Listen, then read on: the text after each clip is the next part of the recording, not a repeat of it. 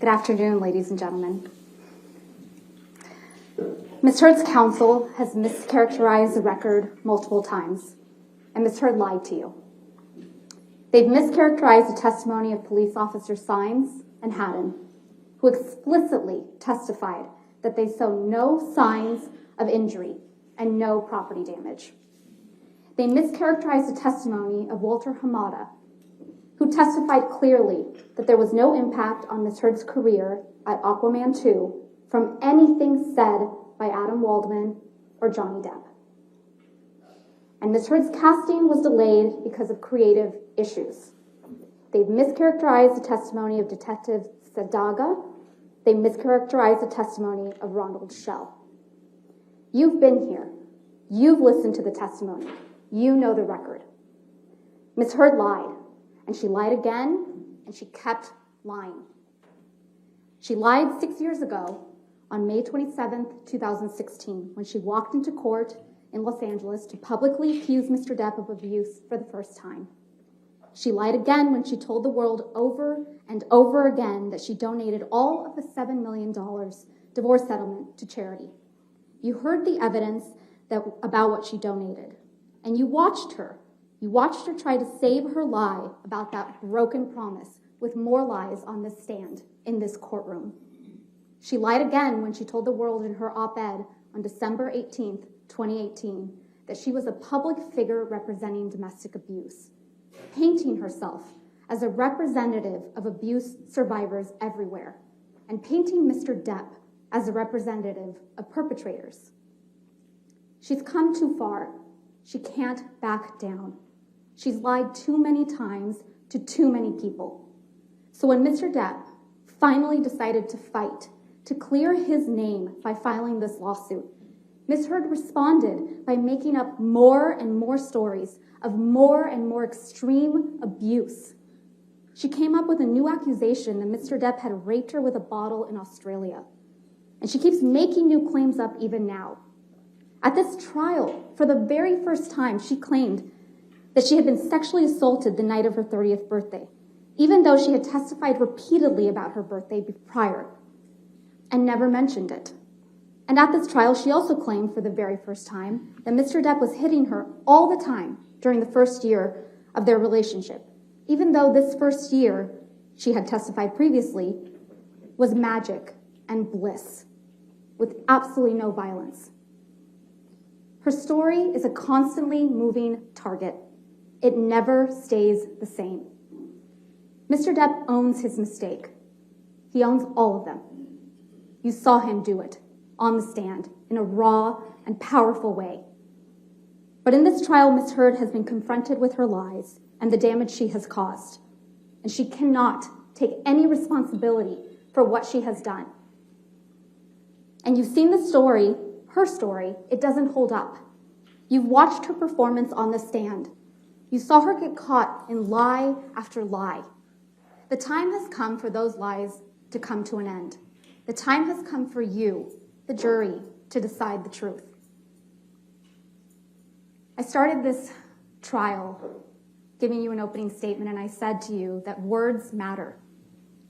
And this case is about Ms. Heard's words, the words she published in an op-ed about Mr. Depp. Ms. Heard and her attorneys have talked a lot about this in this trial about the First Amendment. They've talked about the importance of free speech, and we agree. I'm a lawyer. Of course I agree with that. But the First Amendment doesn't protect lies that hurt and defame people. And there's a difference. Ms. Heard has no right to tell the world that Mr. Depp physically or sexually assaulted her when that isn't true. That's not protected speech. Our U.S. Constitution doesn't protect that speech. And it is a core value of American society that you are innocent until proven guilty. There is a presumption of innocence in this country. A person's life cannot and should not be destroyed by a baseless charge and no opportunity to defend yourself. That's why Mr. Depp had to bring this claim.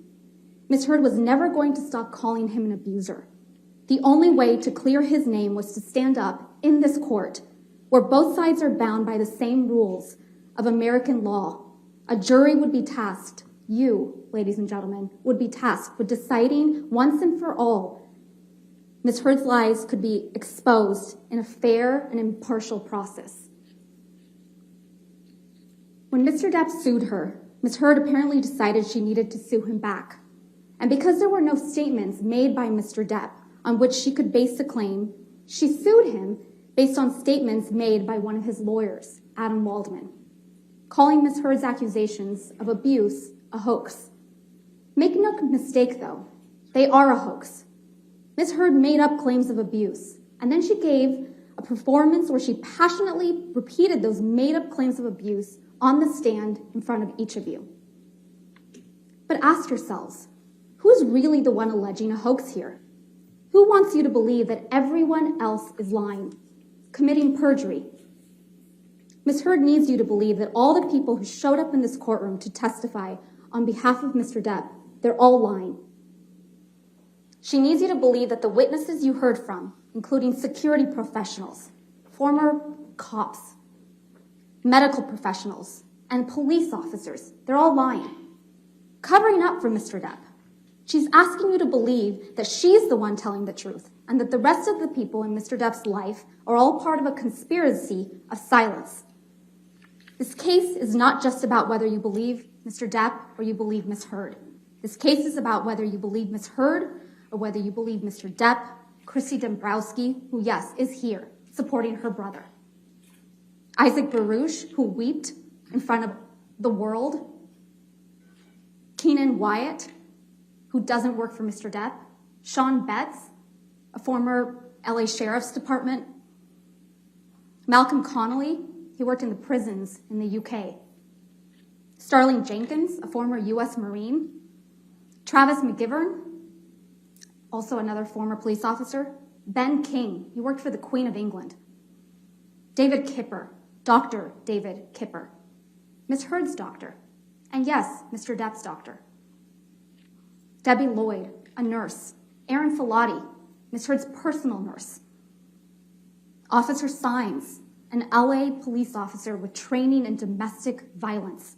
Officer Haddon, her understudy, yes, in his first week, studying to pick up on these signs of domestic abuse. Officer Gatlin, Brandon Patterson, who worked at Eastern Columbia Building. Kate James, Ms. Heard's former personal assistant. Tara Roberts. Alejandro Romero. He took his deposition from his car because he had to go to work, but it didn't stop him from telling the truth. Edward White, Mr. Depp's business manager. Laura Wasser, one of the most famous divorce lawyers in California. Morgan Knight. Beverly Leonard. Morgan Tremaine. And Kate Moss. And all the other witnesses whose stories support Mr. Depp's description of what took place. These people have nothing to gain by coming forward. They have everything to lose.